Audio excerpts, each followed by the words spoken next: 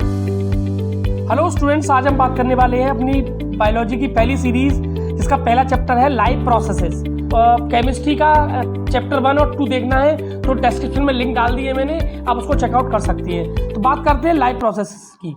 ठीक है, हमारी बॉडी में बहुत सारी प्रोसेसेस, बहुत से बेसिक फंक्शंस हर वक्त चलते रहते हैं। ठीक है ना, और इन्हीं बेसिक फंक्शंस को जो कि हमारी बॉडी में चलते रहते हैं, जैसे हम खाना खाते हैं उसके बाद डाइजेशन होता है, रेस्पिरेशन होता है, ट्रांसपोर्टेशन होता है, उसके बाद हम जो वेस्ट मटेरियल बाहर निकालते हैं, ये जो प्रोसेसेस हमारी बॉडी में 24/7 चलती रहती हैं।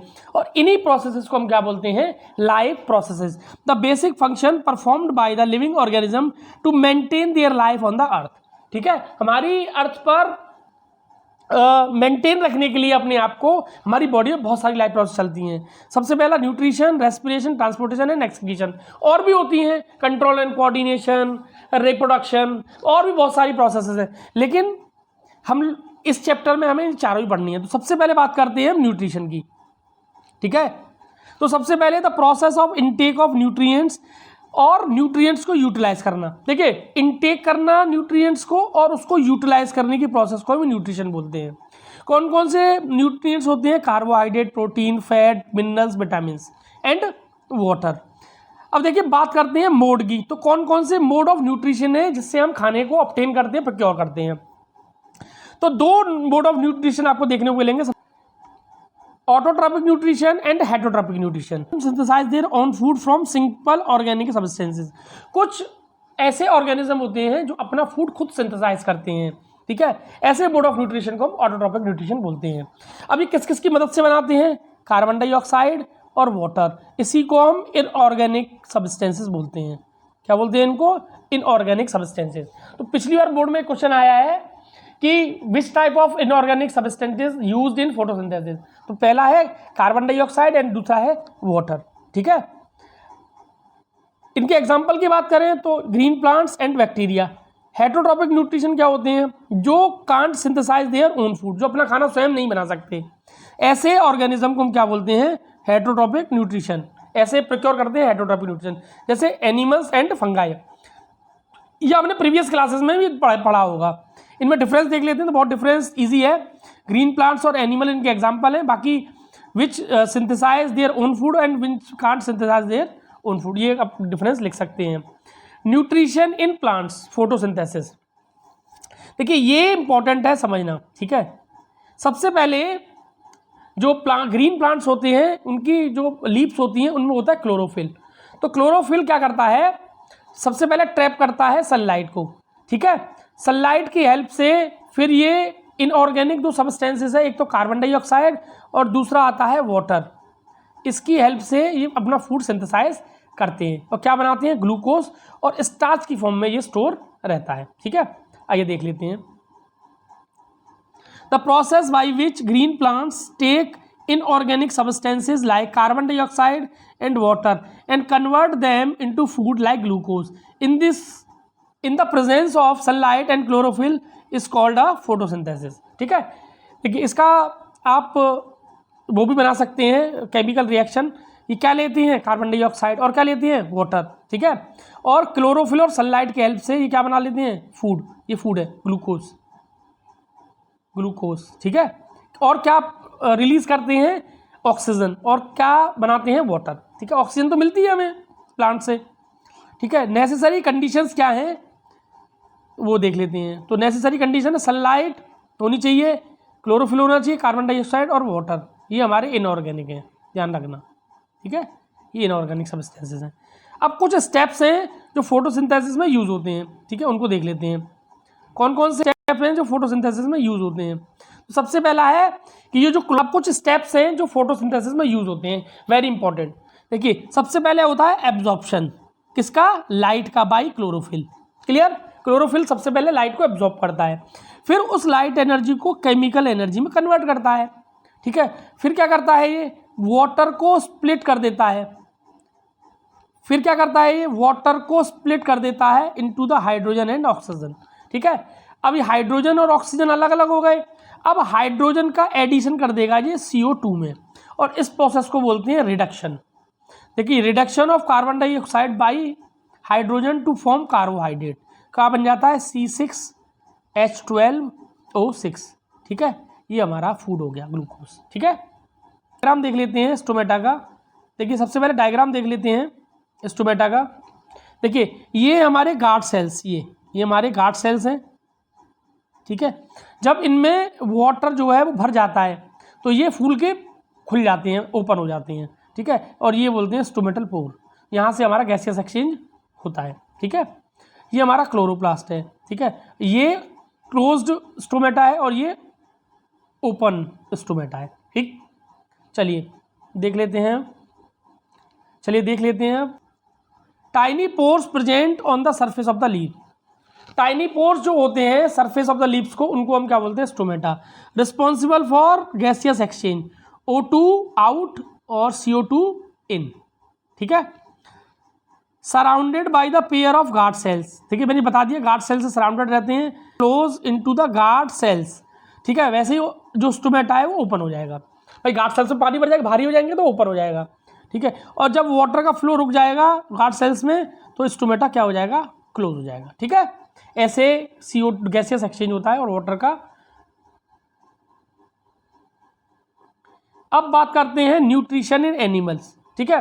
तो देखिए 3 कैटेगरी है हेटरोट्रॉपिक न्यूट्रिशन की। नंबर 1 सेफ्रोफाइटिक, पैरासिटिक और होलोजोइक।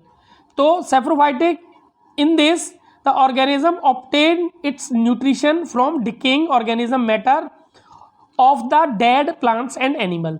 जो डेड और प्लांट्स एनिमल्स होते हैं उनमें कुछ एनिमल्स अपना भोजन तलाश लेते हैं, जैसे फंगाई, ठीक है। इनको बोलते हैं हम सेप्रोफाइटिक, ठीक है। ये डेड और डिकेइंग एनिमल से अपना न्यूट्रिशन लेते हैं। कुछ होते हैं पैरासिटिक न्यूट्रिशन, ठीक है, जैसे जू है, लीस है, जैसे जोंक है। ये क्या करती है? दूसरों ऑर्गेनिज्म पे जाके रहने लगती है विदाउट किलिंग देम, ठीक है। उनको मारेगी नहीं लेकिन अपना भोजन वो वहीं से लेती है, ठीक है। एक होता है होलोजाइक। ये क्या करते हैं? Holozoic organism takes complex organic food. हम लोग क्या करते हैं? कॉम्प्लेक्स ऑर्गेनिक फूड को लेते हैं, बाकी सारे काम हम खुद करते हैं, जैसे डाइजेशन है, इसके बाद रेस्पिरेशन है, उसके बाद ट्रांसपोर्टेशन है उसका, फिर एक्सक्रीशन है, बाकी सारा काम खुद करते हैं। इसलिए ये बात करते हैं होलोजोइक की। तो इसमें आते हैं आपके अमीबा, ठीक है, man and dog. Clear? Nutrition in amoeba very important. तो देखिए इसमें 4 स्टेप्स हैं न्यूट्रिशन लेने के अमीबा में। Number 1 ingestion, number 2 digestion, number 3 absorption और नंबर 4 इजेशन, ठीक है। अब डायग्राम्स की हेल्प से इसको समझ लेते हैं, वेरी इंपॉर्टेंट डायग्राम। देखिए जैसे ही फूड को अमीबा देखता है तो ये 2 फिंगर लाइक एक्सटेंशन निकाल लेता है। इसी को बोलते हैं हम सूडोपोडिया। इनको क्या बोलते हैं? सूडोपोडिया। ये खाने को घेर लेगा। अब खाने को घेरने के बाद ये कहाँ ले गया? इसको वैक्यूल में। कहाँ ले गया? वैक्यूल में, ठीक है। अब वैक्यूल में क्या होते हैं? Digestive enzyme. वैक्यूल में होते हैं डाइजेस्टिव एंजाइम, ठीक है। डाइजेस्टिव एंजाइम क्या करते हैं? फूड को डाइजेस्ट कर लेते हैं। अब ये जो फूड है वो पूरी बॉडी में सर्कुलेट हो जाता है, ठीक है, पूरी बॉडी में सर्कुलेट हो गया। इसको बोलते हैं हम एब्जॉर्प्शन, ठीक है। एब्जॉर्प्शन के बाद जो बचा कुचा खाना है, जो अनवांटेड हमारा फूड है, वो यहाँ से एक्सक्रीट हो जाता है, ठीक है। तो ये 4 स्टेप्स है। सबसे पहला इंजेशन, फिर दूसरा डाइजेशन, तीसरा हमारा एब्जॉर्प्शन और चौथा है इजेशन, ठीक है। Nutrition in paramecium. देखिए जैसे अमीबा में देखा था लगभग वैसा ही है, बस इनटेक करने का तरीका इनका अलग है पैरामीशियम का। बाकी दोनों ही यूनिसेलुलर ऑर्गेनिज्म है। Paramecium which is also a unicellular organism, the cell has a definite shape and food is taken in the at a specific spot by the movement of cilia for the entire surface of the cell. देखिए ये पूरी body को घेरी रहती हैं, इनको बोलते हैं सिलिया। ये हेयर लाइक एक्सटेंशन रहते हैं, इनको सिलिया बोलते हैं। ये फूड को घेर के लाती हैं और माउथ तक लेके आती हैं, तो माउथ से वो इनटेक कर लेता है। बाकी सारा काम जैसे अमीबा होता है वैसे ही यहाँ पैरामीशियम में होगा। न्यूट्रिशन इन ह्यूमन बीइंग, ठीक है। तो सबसे इंपॉर्टेंट जो डाइजेशन का हमारा टॉपिक है वो यही है। इसमें से काफ़ी क्वेश्चंस बनते हैं। तो सबसे पहले डायग्राम देख लेते हैं। ये हमारा डायग्राम, तो ये हमारी टंग, ठीक है, ये टंग है, ये माउथ है, यहाँ होती है बकल कैविटी, ठीक है। बकल कैविटी के बाद ये हमारा फूड पाइप होता है, जहाँ से फूड हमारा नीचे की तरफ आता है, ठीक है। इसके बाद इसके बाद ये हमारा स्टमक है, ठीक है, पेट जो बोलते हैं इसको। देखिए ये हमारा डायाफ्रेगम का करता है, ये हमारा लंग्स और डाइजेशन सिस्टम को अलग अलग करता है, ठीक है। ये गाल ब्लाडर है, और ये हमारा बाइल डक्ट है, ठीक है। ये हमारा पेनक्रियाज है, ये हमारा पूरा जो बड़ा सा ऑर्गन है ये हमारा लीवर है, ठीक है। इसके नीचे आते हैं तो इसके नीचे देखिए ये स्मॉल इंटेस्टाइन है, ये लार्ज इंटेस्टाइन है, ये हमारा एनस है जहाँ से एक्सक्रीशन होता है हमारा, ठीक है। ये हमारा पेनक्रियाज मैंने बताई दिया आपको, और ये अपेंडिक्स है, ठीक है। तो ये अगर आपने समझ लिए कौन सी चीज़ कहाँ होती है और किसका क्या काम है फंक्शनलिटी, तो आपके लिए कम से कम 2 से 3 मार्क्स ईजी हो जाएंगे, ठीक है। चलिए इनकी अब डिटेल में बात कर लेते हैं। तो सबसे पहले बात करते हैं माउथ की। तो माउथ का काम क्या होता है? इंजेक्शन करना, इनटेक करना फूड को, ठीक है। हमारे टीथ का काम क्या होता है? उनको क्रश करना और ब्रेक डाउन करना, ठीक है। अब जो प्रोसेस हमारी स्टार्ट होती है डाइजेशन की, वो कहाँ से स्टार्ट हो जाती है? हमारे माउथ से। ये ध्यान रखना, माउथ से ही हमारा डाइजेशन स्टार्ट हो जाता है। हमारी जो बकल कैविटी होती है वहाँ ग्लैंड्स होती है, सलाइवरी ग्लैंड। इसमें एक एंजाइम होता है, इसको बोलते हैं सलाइवरी एमाइलेज, हमारी सलाइवा में भी होता है, ठीक है। स्टार्च को किस में कन्वर्ट कर देता है? ये शुगर में, सिंपल शुगर में। क्लियर? इसका इतना ही काम है माउथ का। इसके बाद बात करते हैं ईसोफेगस की। ईसोफेगस का काम क्या है? ये फूड पाइप है, यहाँ जो फूड होता है उसका पैरास्टाल्टिक मूवमेंट होता है। कौन सा होता है? Peristaltic movement. ये क्या होता है? देखिए जब खाना नीचे की तरफ सरकता है तो होता है ऊपर होता है कॉन्ट्रैक्शन और नीचे होता है रिलैक्सेशन, ठीक है। तो यहाँ कॉन्ट्रैक्शन होगा, तो कॉन्ट्रैक्ट होने के बाद फूड कहाँ जाएगा? नीचे की तरफ, ठीक है। The wall of oesophagus show the peristaltic movement, rhythmic contraction and relaxation of muscles which pushes the food forward into the stomach, ठीक है। और स्टमक में खाना पहुंच जाता है। अब स्टमक में पहुंचने के बाद क्या क्या होता है? देखिए स्टमक में हमारे 3 चीज़ें होती हैं, हाइड्रोक्लोरिक एसिड, एंजाइम पेप्सिन और म्यूकस। हाइड्रोक्लोरिक एसिड का काम क्या है? देखिए hydrochloric acid acidic medium prepare करता है, ठीक है। जो हमारा खाना डाइजेस्ट होता है स्टमक में, वो उसके लिए सबसे पहले एसिडिक मीडियम चाहिए, जो कौन फैसिलिटेट करता है? हाइड्रोक्लोरिक एसिड, ठीक है। क्योंकि पेप्सिन जो एंजाइम है वो एसिडिक मीडियम में ही काम करता है। और पेप्सिन का काम क्या है? पेप्सिन का काम है प्रोटीन का डाइजेशन करना। म्यूकस क्या करता है? देखिए HCl खतरनाक एसिड है, ठीक है। ये क्या कर सकता है? हमारी जो स्टमक है उसकी इनर लाइनिंग को नुकसान पहुंचा सकता है, ठीक है। तो म्यूकस क्या करता है? उससे उसको प्रोटेक्ट करता है। The exit of food into the small intestine is regarded by a sphincter muscles. तो हमारा जो खाना है पेट में जब स्टमक में डाइजेस्ट हो गया, फिर वो एग्जिट होता है और स्पिंजर मसल्स के थ्रू कहाँ जाता है? हमारी स्मॉल इंटेस्टाइन में फर्दर डाइजेशन के लिए। इंपॉर्टेंट काम है स्मॉल इंटेस्टाइन का, और ये हमारी स्मॉल इंटेस्टाइन है। देख लीजिए क्या क्या चीज़ें हैं। Small intestine is the site of complete digestion, ठीक है। Carbohydrate, protein and fat, complete digestion यही होता है। तो अब देखिए क्या क्या, कौन कौन से एंजाइम, कौन कौन से ऑर्गन यहाँ पार्टिसिपेट करते हैं। Small intestine receive secretion of 2 glands, liver and pancreas. यहाँ रोल आता है सबसे पहले लीवर और पेनक्रियाज का, ठीक है। अब लीवर क्या करता है सबसे पहले देख लेते हैं। तो लीवर का काम क्या है? Liver secretes bile juice. Bile performs 2 function.